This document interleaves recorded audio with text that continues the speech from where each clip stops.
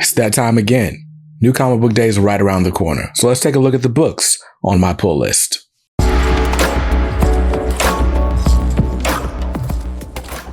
Welcome back to Comics Are Dope. I'm BJ Kicks, and this is The Pull List. It's my weekly video series where I take a look at the books coming out. This time we're looking at Wednesday, February 28th, 2024, the last new comic book day of February. And this year is flying by. But I'm going to tell you, take a look at the books that are coming out. I'll tell you what's on my pull list, what's on the chopping block, and what's on the maybe list, the books that I'll be making a game day decision on. Now, before we get to those books, I have to say thank you.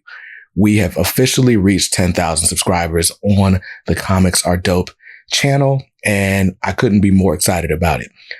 My apologies. I still have not recorded my official thank you video and giveaway announcement, but I promise that's coming later on this week. We're going to do a giveaway about a month from now because I need some time to get the prizes together and also figure out how I'm going to ship all these things out. If you would like to help with that endeavor, do me a favor. You can do, I think it's called a super thanks on this video. It's just like a one-time donation to the channel. Anything that you guys donate between now and February 28th, YouTube will send me at the end of March, just before our 10,000 subscriber giveaway celebration. So that'll just help with shipping and making things run more efficiently when it comes to the giveaway. But again, more details about that later. I'm not quite ready to announce it just yet, but really I wanted to tell you guys, thank you for sharing the videos, for subscribing, for joining the community on Facebook and on Discord.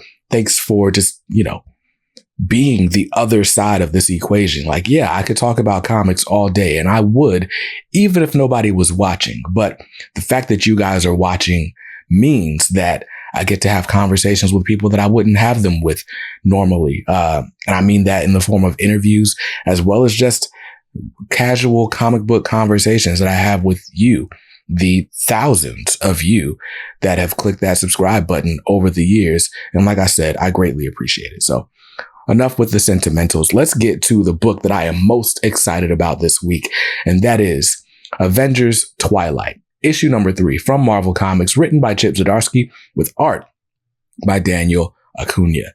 Hope I'm saying that right. But Avengers Twilight, issue number 3. If you're not following the series, it's basically The Dark Knight Returns if The Dark Knight was Captain America.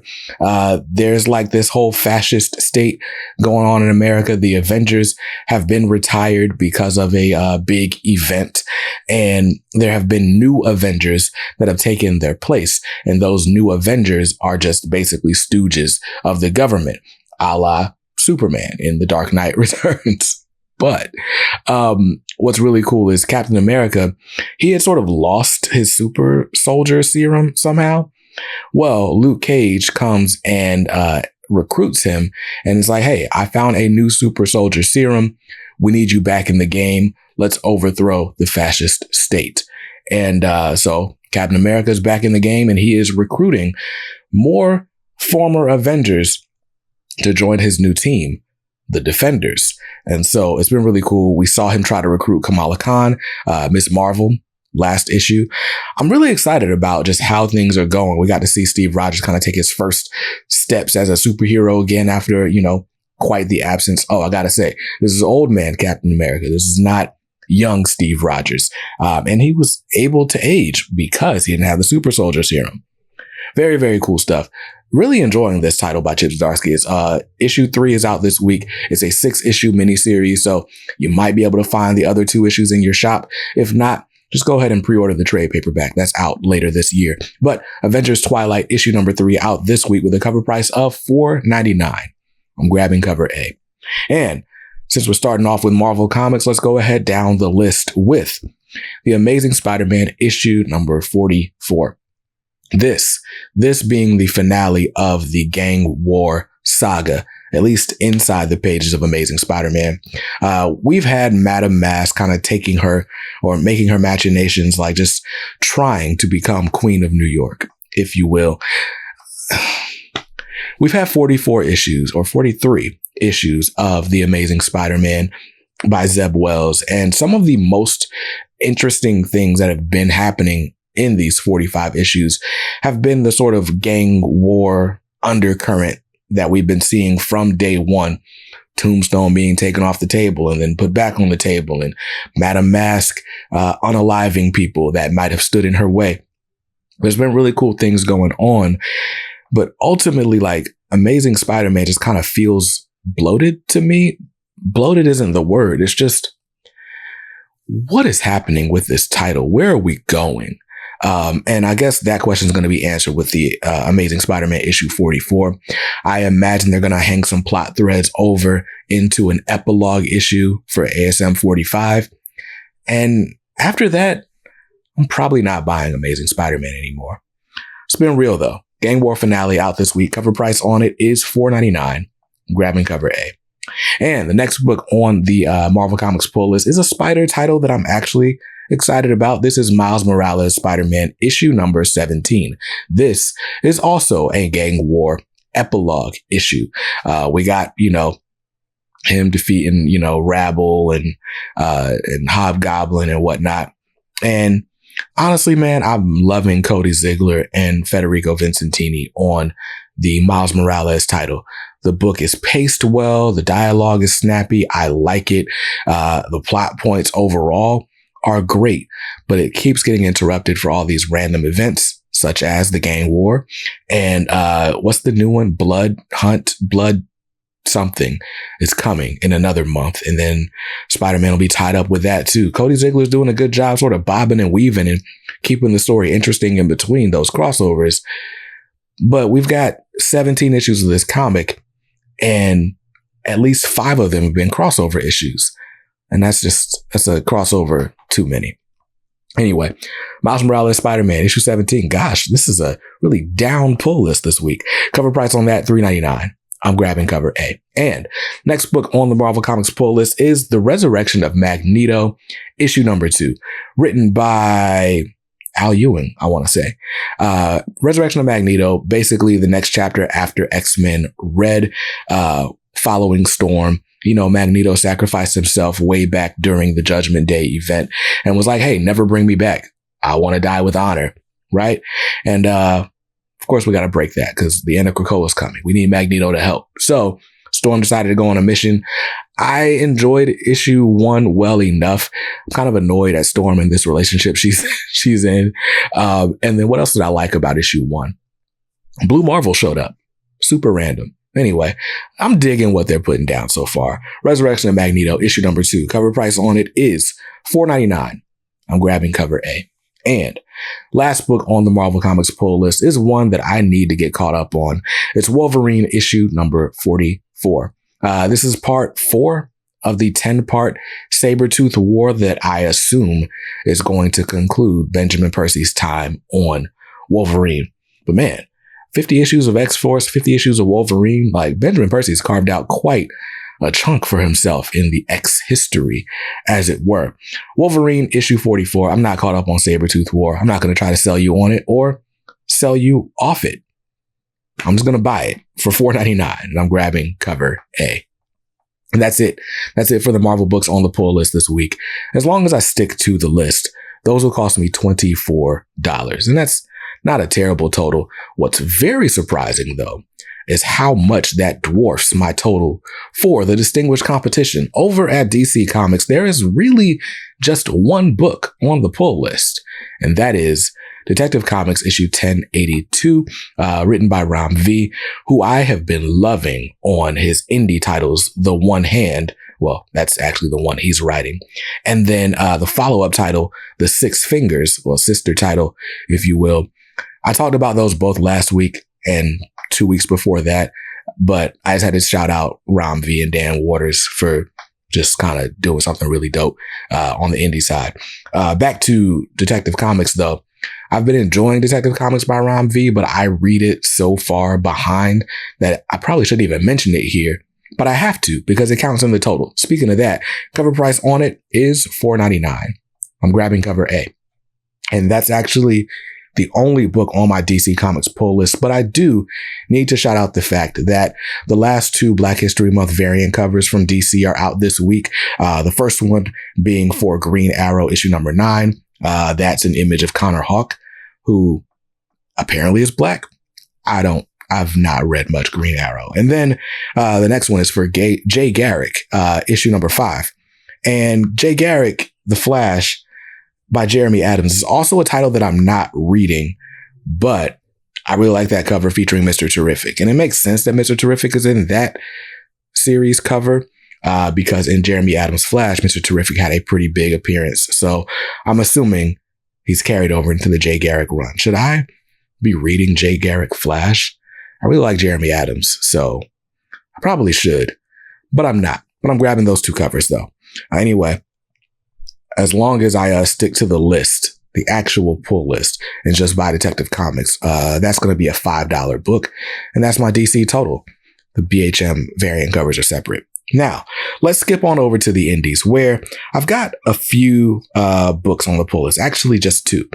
First of them is Harriet Tubman Demon Slayer, issue number 6. Now, you guys might remember Harriet Tubman Demon Slayer from my Best of 21 video that I did 2 years ago.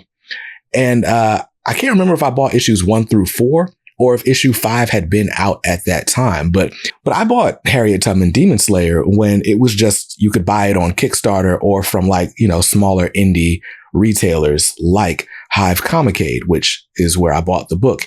And then I didn't even realize this, but starting with issue 5, Harriet Tubman Demon Slayer has been getting a direct market re-release. Well, they went through issues 1 through 4 as well, but the newest issues, starting with issue 5, now are going through the direct market, being distributed through Massive Publishing. All that to say, we're at issue 6, and I didn't even realize the series was still going. So I subscribed. I got to grab issue 6 that's coming out this week. And I got to figure out what happened with issue 5. I can't remember if I read it or not. If you are not familiar, Harriet Tubman Demon Slayer is exactly what it sounds. It's Harriet Tubman fighting demons and vampires and werewolves and monsters in the form of slave owners. It's irreverent. It's funny. It's in development for, I want to say, an HBO Max or Disney Plus streaming service, which is odd for that to be a Disney Plus property because it is very Adult Swim. But hey, if that's what Disney's into, I guess they are making Deadpool 3, right? But anyway, Harriet Tubman Demon Slayer, it's a fun time, written by David Crownson, and you should check it out. Issue 6 is out this week with a cover price of $4.99. Grabbing cover A. And the last book on my pull list this week is Negaduck, issue number 4. Negaduck trying to find the Midas hand, I think it's the Midas glove, before the other villains do, to prove that he's the greatest villain in the history of St. Canard, which is just like something that Negaduck would do. I've been enjoying all of the Disney comics from Dynamite Entertainment. The Darkwing universe is like chief among the things that I enjoy. Justice Ducks has been great. Negaduck is great. The original Darkwing was great through 10 issues. Now it's done. And hopefully we get more. Hopefully we get more Darkwing from Dynamite. But Negaduck, issue number 4 out this week with a cover price of $3.99. Grabbing cover A. And that's it for the indie books on the pull list. So my indie total this week, if I stick to the list, is just $9, which means my total for the week is a very respectable $38. I saved about $12 off the budget, which I'm immediately using to buy those Black History Month variants. But hey, that's okay. A nice light week. A light week on the pull list means a light week on the reading pile, means I might finally get caught up with Sabretooth War this week. We'll see. Now, there are a couple of books on the radar that you maybe should be interested in this week. First up is Spider-Punk Arms Race, issue number 1, written by Cody Ziegler. This is going to be a 4-issue miniseries. And the only reason I'm not buying it is, well, the reason I'm not buying it is I'm not crazy interested in Spider-Punk, although I liked his appearance in the movie. But the reason it's on my radar is because there's a variant cover for issue number 2 by Ryan Stegman. And man, that cover is amazing. Now, that's probably the dumbest reason for me to buy an issue 1 of a comic, because I like the variant for issue 2. But I should just pre-order that variant for issue 2 and just leave it at that. That's what I'm going to do. But in case you are a Hobie Brown fan, you enjoy Spider-Punk, he was the breakout character of Across the Spider-Verse for you, you should know there's a new miniseries coming out, written by Cody Ziegler, who is one of the best in the business and who wrote the other Spider-Punk miniseries last year. Check it out. Gang's All Back. That one's got a cover price of $4.99. And the next book that maybe should be on your radar from Titan Comics and Heroic Signatures is The Savage Sword of Conan, issue number 1. Savage Sword of Conan. They're basically bringing back the sort of magazine anthology that was long running for years. This one's got comic book stories. There's a Jib and Zub written story that's actually prose. There's new art, pinups, and this is a Conan book for Conan fans. I dropped the mainline Conan title because it's just a little bit too mature for me. And I imagine The Savage Sword of Conan will be the same. But if you are a Conan fan, you should know that they are bringing back the Conan that you know and love with Conan the Barbarian and now The Savage Sword of Conan. This magazine-sized anthology, meaning it's a big oversized book, has a cover price of $6.99. So check it out. But that's all that's on my pull list this week. What are you excited about? Let me know in the comments down below, or do me one better and join us in the Comics Are Dope community on Facebook or on Discord, where they like to call themselves the Dope Fiends. So join us so we can talk about comics all the time. But let me know what you're excited about. Huge thanks once again to all of you for being a part of this community, for getting us over 10,000 subscribers, for listening to me ramble about comics that I've sometimes not even read. I appreciate it. I really do. But I'll see you guys in another video real soon. Huge shout out to the channel family as well, by the way. Now I can sign off. Really appreciate you guys. I'll see you guys in another video real soon. Till then, stay safe, stay awesome, and read something dope today. Peace.